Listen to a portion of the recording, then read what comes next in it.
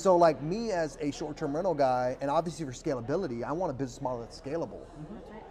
I want to know that if I'm investing into more affordable housing, like I can scale my business, right, with PadSplit, obviously. And so obviously that's always a concern of mine. I always want to look at that. Like, this is important for me to know, right? And for everybody to know, because I want to do things legitimate, not have any issues. And so when you said the permit thing about earlier, I have properties where I have to go through the permit process annually. It's more of a money thing where either some counties or cities will just want to make their money. Right. Some counties or cities will just renew it, or some counties and cities want to actually walk through once a year with a code enforcement officer, and they want to make sure that it's either a fire marshal that will come and they make sure that the property is within standards to code, right? There's 2 points of egress, which you have to have. And square footage, yada, yada. So it's funny, so it's either, every county and city is different. Some I'll have where there's like, okay, just pay $150 renewal fee every year. And the other ones are like, hey, you have to have 1 year inspection. So I'm curious to see how it unfolds here in our local market and what the protocol is. But I guarantee it'll be the same thing. I bet it'll be like, hey, you know, either Dude, it's renew. happening in Jacksonville. Like you just literally said the story exactly how it is in Jacksonville. Yeah. Oh, so I have a property in Jacksonville that I'm buying right now, subject to Yep. Nice. 2.75 interest rate. Beautiful. Underlying loan of $268,000. I'm buying this creatively. And the only way, like for me as an investor, I continue to scale my portfolio is buying creatively, because you can't buy right now with the debt service and survive. It's too expensive. Right. So I've been buying creatively for the last 2 years. Right. And so this property in Jacksonville, I sent it to you the other day. I don't know how much you looked in depth, but you said you have some properties in the area. Yep. What's up? So 110 32210. yeah. So I'm in the county, I believe, not in the city limits. Yeah, you're in county. I'm in the county, but not like that. Because you have the county and then you have the city limits. Yep. Right.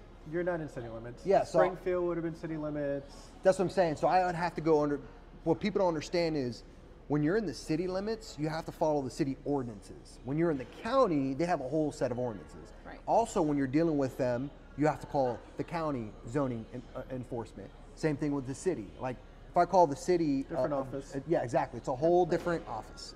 So with Jacksonville, let's talk about that a little bit. This property I'm picking up, I'm in the county. Do I have to register that property? No, I don't know another county where you have to register your property as a PadSplit. Oh, it's just the city of Jacksonville? It's Houston.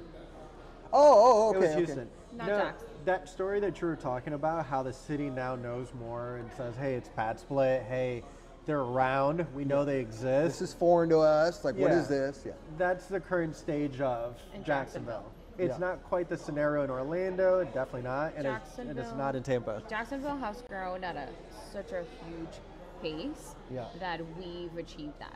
Yeah. Okay, so now code enforcement is like, oh, Yeah. this word keeps coming up. What Yeah. is this? I feel like the rooms there are really cheap too when I've been looking. Yeah, it is a more of affordable city than Orlando and Tampa. Yeah. So you're going to price match that affordability to the city. It's skewed a little bit.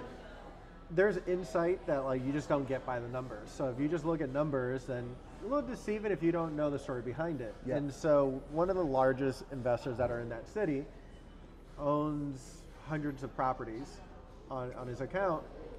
He affects what the average rate is. He affects what the occupancy is. Oh And wow! So he's got a hold in that market. Yeah. Until I come in. Of course. So he. Ray, I'm already sending Ray my second property, and he's just like, Javier's taking this seriously. It's been 2 weeks. It's been 2 weeks, yeah. So Dude, I can keep buying all day, but you know, we got a JV. yeah, dude, of course, 100%. Got a JV. We're Yeah. buying creative financing next year for sure. That's our goal. Yeah, let me know if you guys have any questions. By the way, Yeah. seriously, We'll definitely bug you. use me as a resource. Thank you. A lot of people hit me up, yo, how do I structure this, or how do I do that, stuff like that. So, but what do you think? I don't know. Again, I don't know how much you looked in that property. What do you think about that property? By the way, I walked it. I'm not making a 6-bedroom. I'm making a 7-bedroom. So Okay. to get an area like it's Lucky number. Jacksonville, Yeah. it is a good number. So to get if it works for a PadSplit or not, it's not so much the house because the house then it's just a matter of numbers. That's the numbers of it. Right. The area dictates a lot. So you're in 32210. Yep. So you're southwest. You're southwest Jacksonville.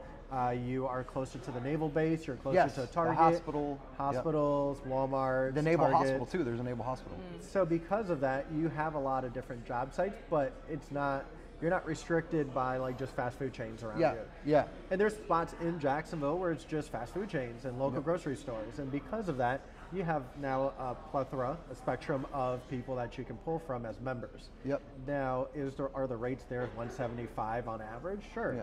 Could it peak higher?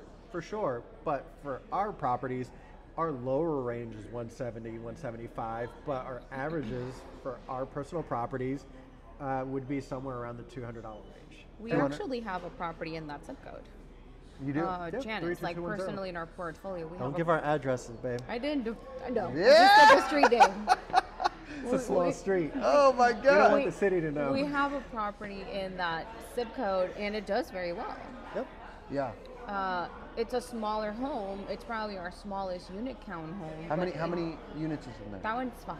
5 units. We wanted to make it 6. 6, 7, and 8 is like our personal sweet spot for Yeah. PadSplit, Yeah. right? It didn't work. The layout didn't work for a 6, but Yeah. it's beautiful as a 5. It's Yeah. 100% occupied at all the time.